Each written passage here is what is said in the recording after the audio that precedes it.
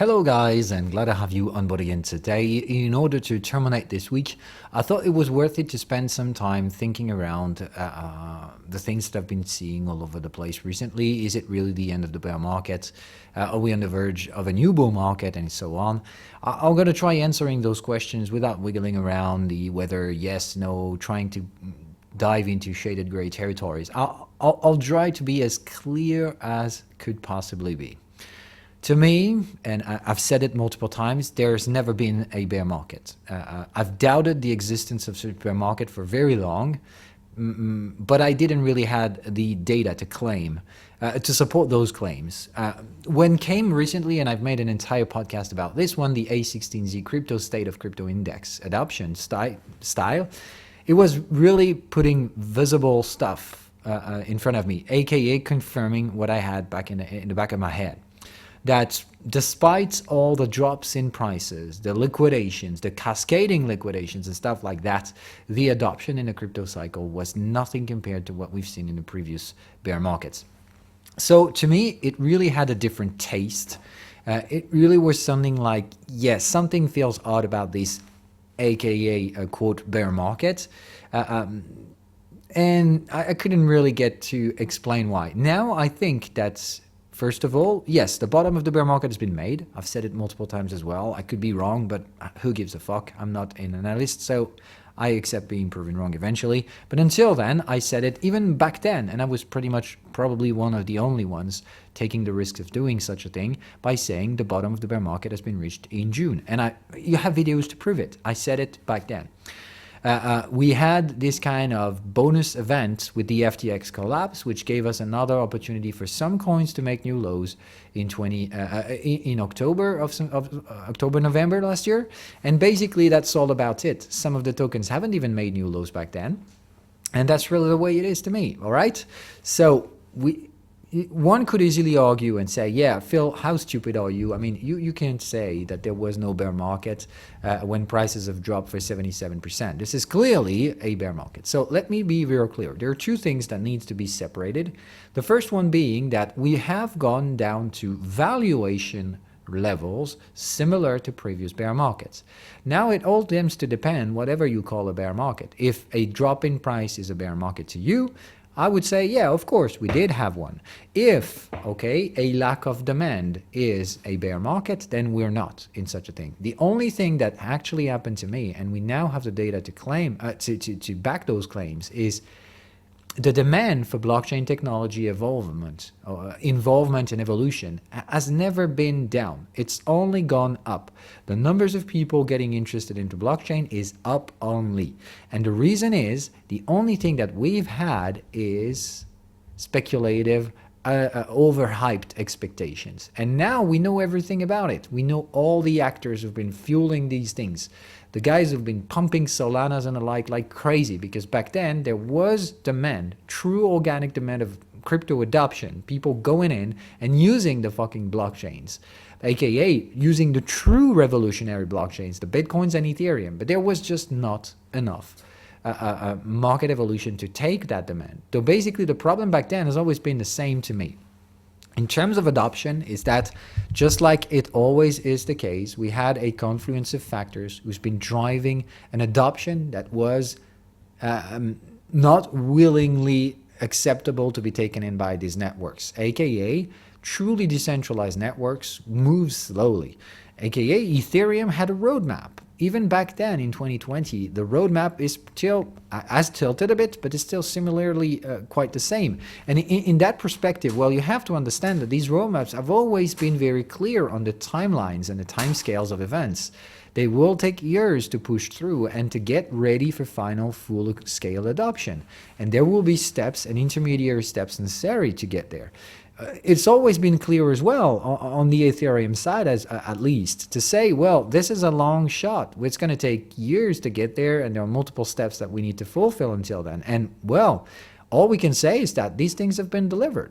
There might be some slight delays, as there always been, but that's the true stuff. Okay? These decentralized infrastructures take longer to build because there is no coordination. There's no someone at the top of the structure to say next to do is this and that, and we have to do it this, and that, and you are going to take care of this, you are going to take care of that, and you take care. No, there is no social coordination, and that's the beauty of decentralized system.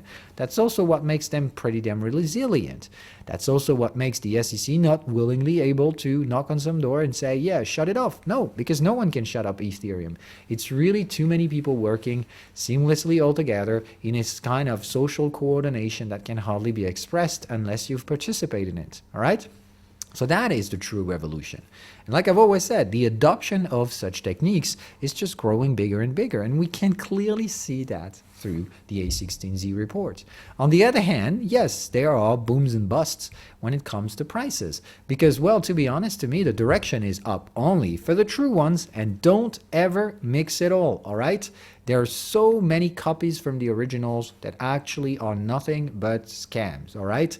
Or they're not necessarily scams, outrage scams, but just saying that they don't serve any purpose. They're like the Solanas and the AVAX, they're just doing the same things, all right? The true revolutions are clearly stated from the previous world, all right? They broke through technology. Bitcoin has created a breakthrough technology. It's been the first time in history that we've created blockchains existed back then. A blockchain technology core was already there, but there wasn't the joining events of creating a unit of account that can be moved across and secure the blockchain at the same time. That's the breakthrough technology of Bitcoin, to have its own unit of account as an encrypted blockchain stuff, all right? To run and secure this entire blockchain stuff, all right? And then on top of it, we've had the next revolution who's been, we can use the similar Bitcoin techniques to create a programmable interface, a programmable computer, and we can add not just a unit of account that can be moved and secure those movements with the blockchain itself. We can use the blockchain to automatically regulate itself. You create a programmable code, which means the same old blockchain-related unit of account, Ethereum in that case, can be moved around but programmed. And we've seen all of those. Yeah, we can actually deploy some sub tokens and stuff like that. So this was a breakthrough technology back then. So these are the only things that can go CAGR. Remember the podcast we've made about CAGR, compound annual growth rate. The thing is that these things can only happen when there is a technological breakthrough, okay? The compound annual growth rate just comes into this area when there is actually an S-shaped curve of breakthrough performance. That's really the way it is. You can't get those S-curves everywhere. Yet I see people saying, yeah, S-curves here, S-curves there. Don't worry, put a log chart and buy the trend lines. I mean, just freaking fuck. This makes no sense unless you're in the very, very rare types of events in which there is an S-curve truly happening. Most of the time, this is just full of shit narratives that people get to buy into. So that comes to the second factor. How did we go by to get this 75% drawdown? Because I myself have been in the narrative back then to say, well, there probably not going to be any more 50% drawdown or 50% max in the big names, the Bitcoins, the Ethereums, not the shit coins. I've always said the shit coins will go to zero. It's just a matter of time, and I don't care. The higher they go, the lower they will drop. So anyway, it's really the way it is. But I've always said, yeah, the good, true good stuff, there's no way it can go down. Yet it did. So why? I would say there is a second factor that has been going on top of the uninflated expectations, basically people being asynchronously figuring out bad stuff, probably because they've been overhyped, and they were just like, oh, this is what Ethereum will be in the future, and I would like to buy it today. It's going to be a game changer, but until then, the network itself is building. We have that roadmap, and we know what Ethereum is heading to be in the future, but not yet was. And the reality is that we were faced by the harsh nature of slow blockchain development cycles, which basically, well, the network wasn't ready to adopt as quickly as it was in 2021. We've seen those absolute crazy fuck types of gas fees back then. So that was really the sign that the network wasn't ready to adopt such a demand at that moment in time. And it created the entire full of shit narrative of altnet layer ones. Like, okay, Ethereum just can't take it. We've got more demand than supply. We're going to create some supply. Yeah, I was like, yeah, not going to make it. They remember the Solanas, the AVAX, they've all played this game of, okay, Ethereum can take it now, but we're going to do it now. So like I've always said, they've spun up some centralized blockchain technologies, copying and mimicking the original revolution and saying, yeah, we can deliver now. We can do it now. Ethereum can't, so yeah, let's do it. I mean, fuck it. It's blockchain anyway. Yeah, no, it's not. Like I've always said, blockchain is by definition decentralized. So if you start spinning up something that is centralized in order to solve some temporary decentralized problems, Jesus, fuck, you just put it a dead end on your project by day one. It's AKA you have a depth limit. Because sooner or later, the decentralized system will mature enough to solve its own problems, and you will be left with dead ends. You will be just going into a nonsensical area in which basically now you're facing competition with a decentralized system, which of course will take on, because this one is far more resilient and willing to take on what you've been spinning up in order to temporarily take on. So that's really the way it is. To me, the problem back then is that a hell of a lot of people have been overhyped with blockchain adoption, not being educated correctly to the duration of blockchain development, and they've been basically being fueled into the narrative. Who's been spreading that fucking narrative? We now know who that was. That was the Celsiuses, that was the fucking FTX and the like, who were just saying, yeah, no way. I mean, these old dinosaurs of Bitcoin and Ethereum, yeah, we can do much better than that. Look at this beautiful consensus. We broke the blockchain trilemma. I mean, we all know this was just a bunch of lies. We really know that. And I think these lies have only been able to exist because of a substrate that was favorable for it. Remember back then, we've had the COVID crisis. We were just locked on our homes all across the world. The entire fucking world has been put on a grip. Everybody was locked home with money and nothing else to do but to just stare at a computer. And so many people have found their way into markets. There was this gigantic casino, and we all know that unexperienced traders go for the riskiest assets all across the board because they are driven by volatility and narratives. So we've seen a hell of a bunch of scammers that we all know which ones they were now, but back then it was so hard to find the difference between the legitimate actors and the ones that were surfing the hype. And the true thing is that, well, they were very good at pitching and selling stuff. Some of them lied. I mean, we know now that half of Solana's TVL was faked, that so many of the actual Solana TPS was faked as well. We all know this was just designed to trap people in by fake data sets. And that's really the way it was, folks. There's no way to put it all around. It was a lie. But people were dumb enough to fall for these lies. Because, well, it's easier to say, well, I can't get rich quick, so I would like to buy the faster horses. Because, well, until then, who gives a fuck about the slow, true revolution? Yeah, the revolution, yeah, it's actually great. But, folks, I don't have 5 years. I'm not in here for that. I mean, on the other hand, I open my Twitter account and I can see people making $10,000 a day. So I'd rather like to be just like them. I'd like to get rich quick so that I can buy more of this underlying revolution. And that's how you end up mixing everything. There are very few truly viable assets in here. We do have S-curves, but those S-curves, they work around a 10 years time scale. And so many people have been forgetting about that. That's the reason why I wanted to make that update today, to make it clearly to me. This bear market that we have is the sole responsibility of the dumb actors that have been joining in into the big casino of volatility and markets because they were having free checks and stuff like that. They didn't really know what to do with it, so they got into any narrative out there that sounded great and disruptive. Well, the reality is that now this is because of them that we've had that thing. It's also because of the full of shit actors that were actually gambling with their money and leveraging it on top of it. That was really, we had such dumb money in the market back then in 2021. The entire rally has been fueled by probably some legitimate investor money. Some of it was people like me who bought the lows in 2019, 2020 and just expected that bull market to occur, and we were just not selling. We were holding some supply. But so many people have been getting in here with some cheap dollars, the debasement of the currency on top of it. Remember that half of every dollar has been printed in the last 2 years. So obviously there was the denominator factor, which means everything was going up in value Every stock, whatever, everything was going up, but crypto was selling the future on top of it. And it was reasonable. Remember, crypto is a true revolution if you're smart enough to play it for the long run. And understand that everything that goes fast isn't crypto. Everything that goes fast is centralized party. So that's the third point that I would like to touch upon now.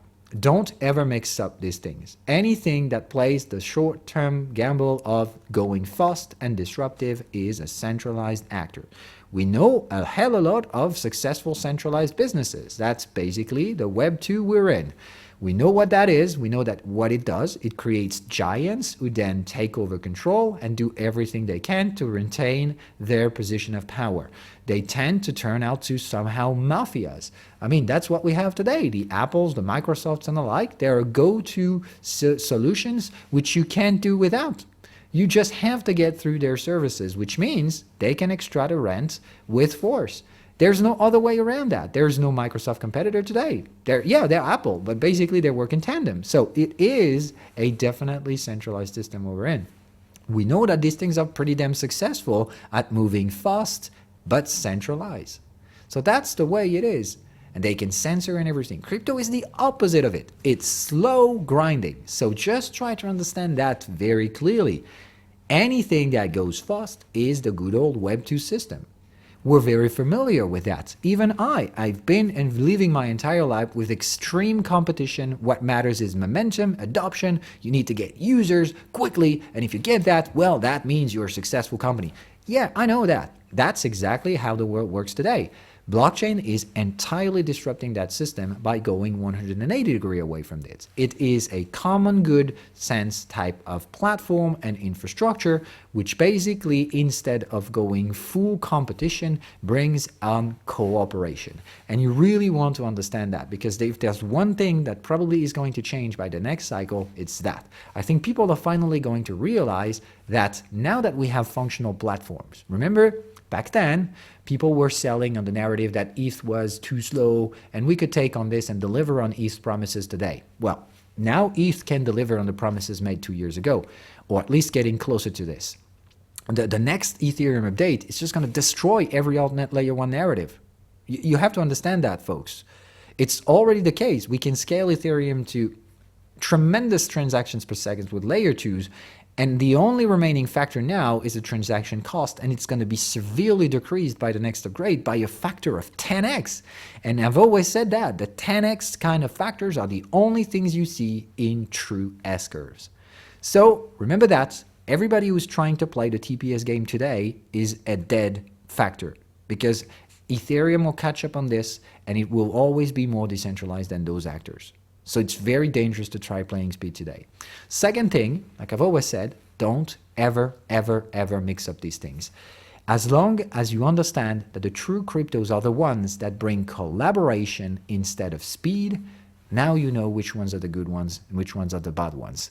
Just look at all the communications of all the actors you have in the crypto today. Some of them just want people to build under their umbrellas. They want to create ecosystems. They want to create people to build below them. Vertical extraction. Don't ever do this. True cryptos will not do this. True cryptos will open up the platforms the most they can for everybody to participate in it. All right? There's no pay the rent. There's no do this, do that, whatever. It's really not the way it is. All right? And there's not that many cryptos capable of creating cooperation. To the level that I think the cycle and the state of crypto we're in now is that I think people kind of figured out which ones were the decentralized platforms in which you can build freely. They're the Ethereums and the like. The thing is, the Ethereum ecosystem as a whole, all right, that doesn't mean Ethereum in itself. Now you've got a full-fledged of underlying layer 2s, which you can, they have different flavors, which you can select which one is your favorite in terms of, I don't know, social technological alignments. You can build on so many layer 2s now that you've got the full option. And to be honest, I think it's not going to take long for the application basic thesis of Cosmos to ripple through Ethereum. And we're going to see the Ethereum app chain theory. And in that sense, that means, well, everybody can build on top of Ethereum freely. You've got an open source technologies like ZK rollups, which means you can basically spin up your own rollup very quickly and easily. And that means people will finally understand that it's not about who's going to win the war of being the best platform. It's already a won battle years ago. Ethereum always won that battle. It was just that people had too quick, immediate expectations that weren't able to be delivered in time. It was always a problem of not Ethereum not being able to, just not yet. And that's really the way it is. Instead of building multiple replicate platform for the same solution, we'll finally understand that there's one for us all to use, and that's Ethereum. That's Bitcoin for transfer of money. And that's really the way it is. And once we'll figure that out, things will go much, much easier, because we're going to finally stop that stupid war, and we're going to get to the bulk of it, building protocols. That means once we will define the standards of platforms, will come the next stage of adoption. The people starting to build absolutely competitive infrastructure, protocol layer. And that's what I think is the verge of the next big battle. The protocols are already starting to show the same similar adoption effects, which means today, well, if I tell you lending borrowing, you're going to tell Aave. If I tell you liquid staking, you're going to tell Lido. If I tell you this or that, swap, you will say Uniswap. Okay, so these things have been copied all over the place. The stupid stuff of, yeah, Ethereum can't deliver, so we're going to create all of those alternate layer ones. We have the same things with the DeFi protocols. The true adopted DeFi protocols, they've been copied all over the place, forked, copied, forked, whatever. I think they're going to be seen for what they are, decentralized protocol, which means instead of trying to fork and do better, and we're going to get 10 copies of the same stuff, just one being marginally better than the previous one, we're going to start building together. We're going to start cooperating. Instead of building copies and trying to get better than it and try to extract my own value, I'm going to stop thinking like that. Okay? Stop trying to be a company. Basically building a suite of product from the infrastructure to the end game application, and try to do it fast and try to get the most users per day and stuff like that. No, we're going to stop thinking about it. We're just going to start thinking collaborations. Devs will stop wasting their time creating endless numbers of copies, and they will say, okay, just like Ethereum is the platform, instead of trying to build another platform, maybe I'm going to start building on the fucking platform itself and try to bring actual value on top of it. Though building some fucking protocols. I think we're on the verge to see the same thing for protocols. The native winner protocols will stop being forked all over the place trying to build better copies of them. We're going to start seeing people building on top of a decentralized protocol. Though I think the next cycle is going to be DAO era, Web3 kind of venture and stuff like that. Because there's definitely some other use cases of blockchain which we can try to extend, or at least try to see if they're really viable alternatives.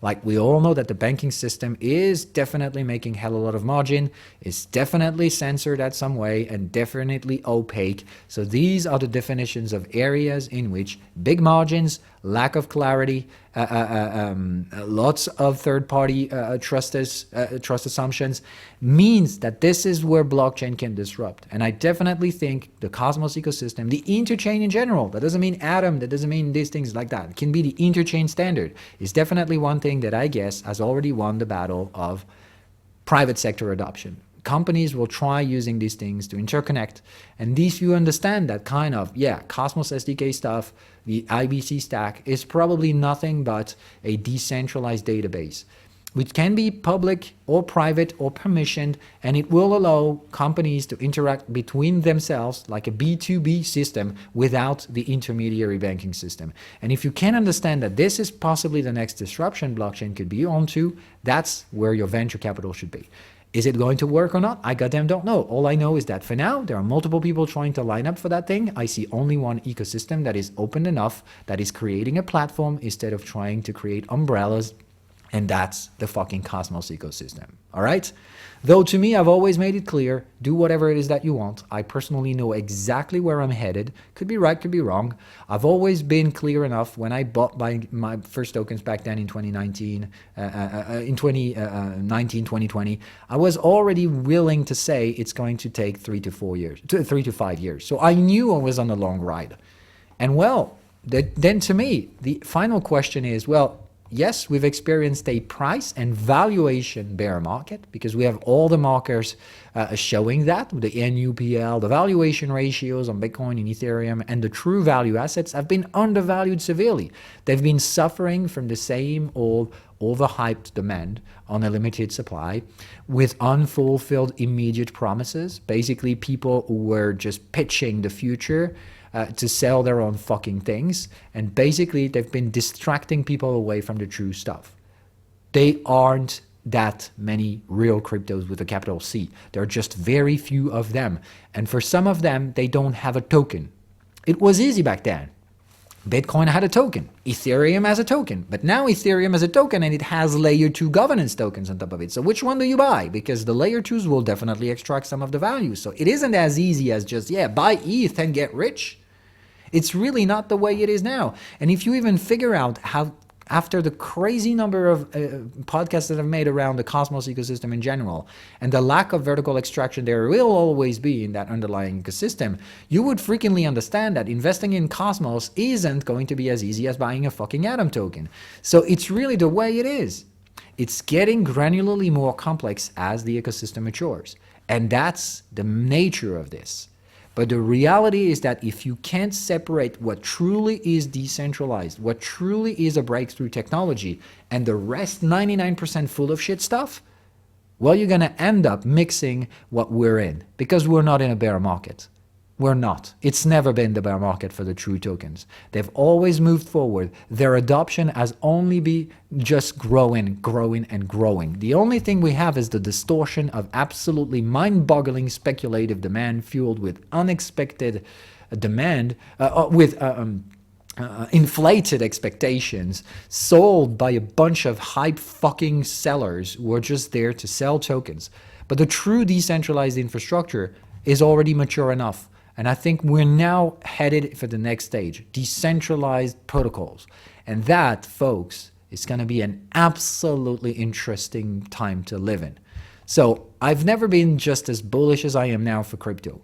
The only thing that I'm not certain about is the goddamn timing, because once again, the fucking speculators are lining ready to create another alt, whatever shit that is, trying to sell it all to people. There is a limited amount of capital in this fucking planet, all right? And now that we've experienced that capital shrinking times of monetary policy being tightened and so on, there's not enough capital to raise all the full of shit tokens out there that have been sold in 2021 and now experienced 90% drawdowns or more. We want to get rid of that shit. So please, guys, if there's one thing you need to do ahead of the next bull market, is to focus on the right things instead of focusing on just getting rich quick once more time. If there's one lesson to take out of this bear market, is that it was a technical bear market, a bear market that we created by the foolish assumption that some people fell for, by the stupid use of leverage, because instead of just buying one token of the true asset and being patient enough to stay there for a few years, you were stupid enough to fall for, yeah, I could buy this one and then sell it to another stupid guy that is stupider than me, so I can buy more of the underlying right assets in the end. If you understand that this is foolish kind of stuff, you have an S-curve in front of you, one of the very rare case scenario in which it truly happens. Because yes, crypto isn't a bubble, it's definitely a fucking revolution. It's gonna take years because it's a decentralized, absolutely a disruptive type of way of doing things, which we are not familiar with.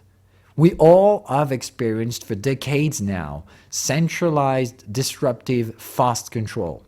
So that's definitely entirely the opposite of it. So yes, we're not familiar with blockchain adoption because we're thinking that the one that goes faster to the public, that goes faster to the adoption is the one that's going to win. Let me tell you real clear, that's a disruptive, that's just not disrupting. That's just distracting you from the reality.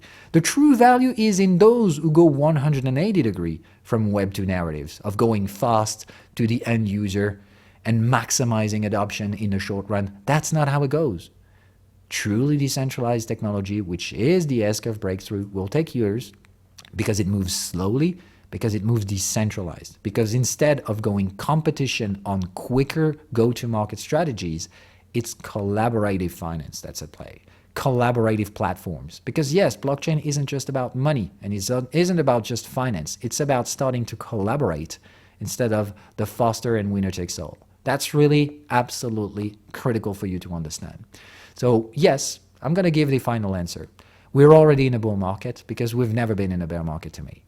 It's just, well, prices might say otherwise, and people mix it all because there is clearly 99% full of shit tokens out there that serves absolutely nothing but just being tokens of publicly listed companies. Basically, that's really the way it is. And in that sense, yes, Mr. Gensler isn't wrong. 99% of what's out there is a security token.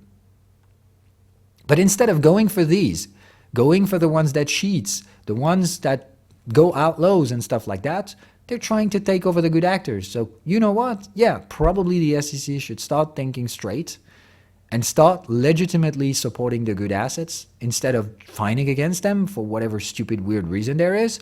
And they should be fighting for the wrong actors, the one that sell their tokens stupidly, that rug pull their actual investors, those who cheat on the data they provide.